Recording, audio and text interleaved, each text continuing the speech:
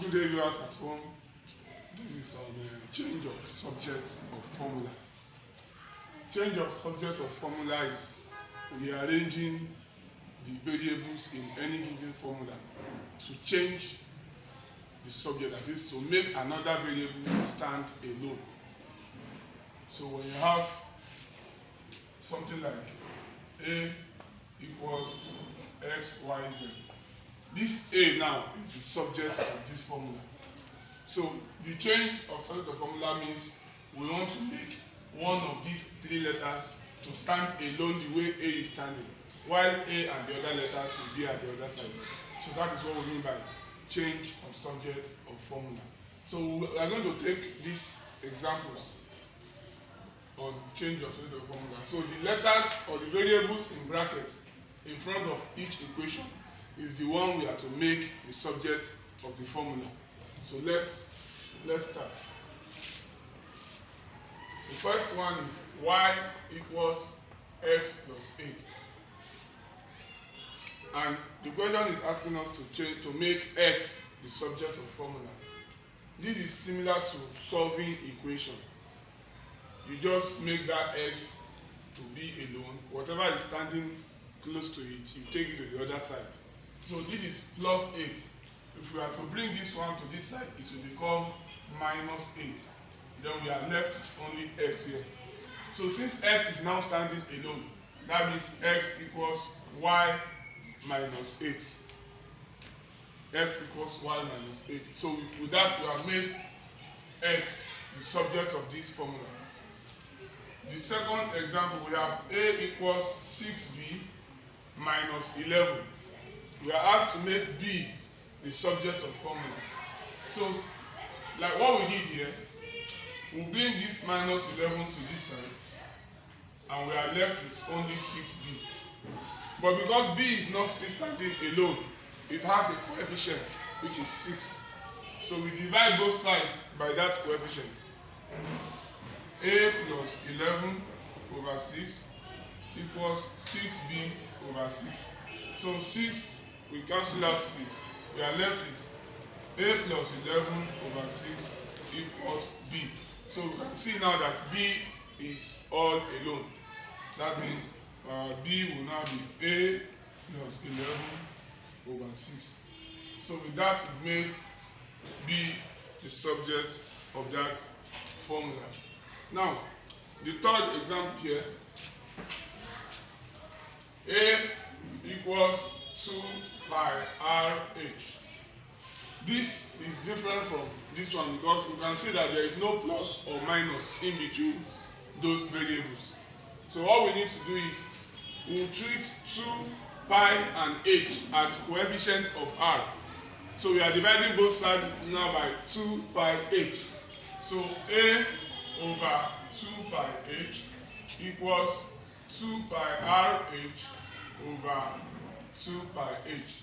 So that 2 we cancel 2, pi cancels pi, h cancels h. We are left with only r. So that means our r now will be a over 2 pi h. So we just made r subject of formula. Let's take the next question.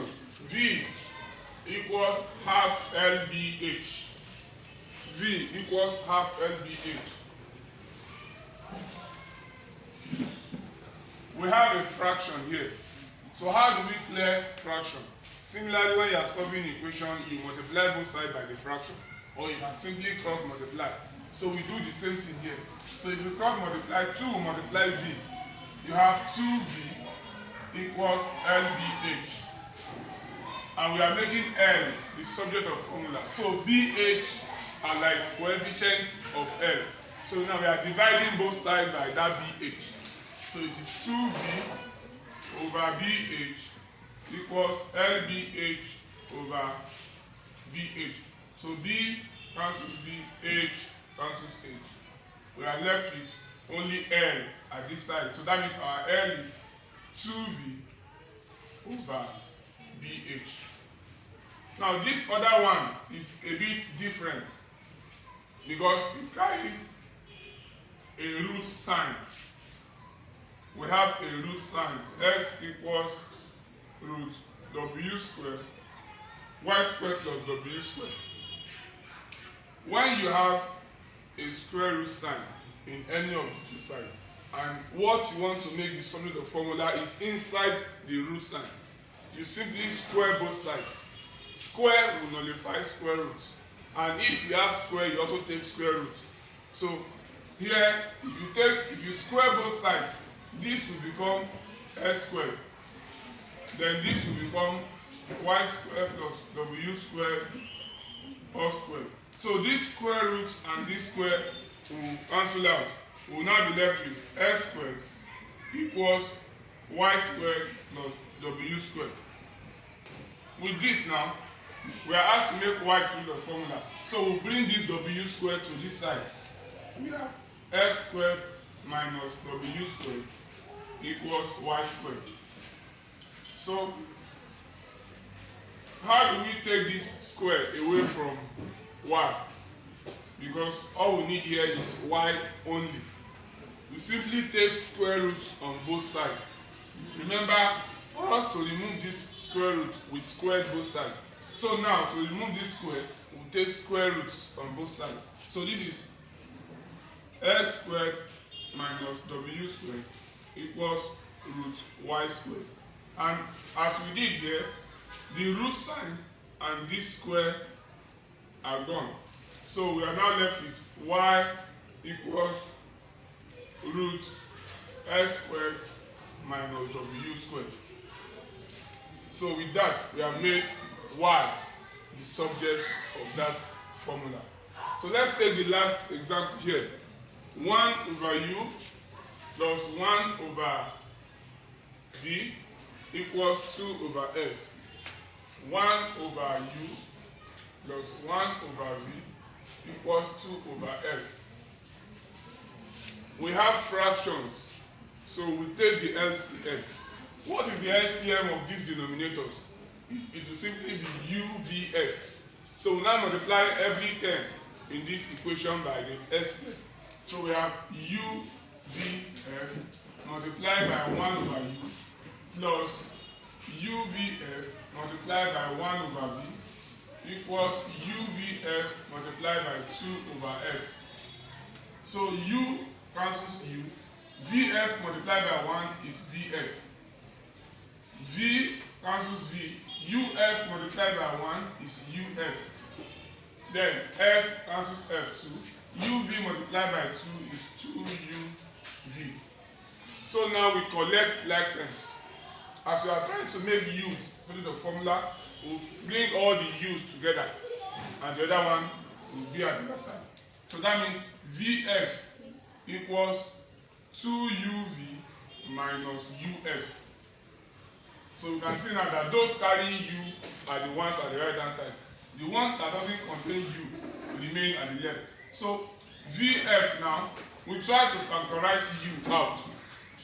U, this one will be left with 2v, and this one will remain only f. So how do we now make u to stand alone? We divide both sides by the coefficient of u, which is 2v minus f. So it will be Vf over 2v minus f equals u 2v minus f over 2v minus f. So this cancels this. We can see now that we'll be left with only u at the left hand side. So our u will now be Vf over 2v minus f. So with this, we have made u the subject of this formula. So we can see that all the steps we follow here are the same steps we follow when solving simple equations. So if this is giving us problems, then we go back to the lessons of solving simple equations so that this will be easier for us. Thank you.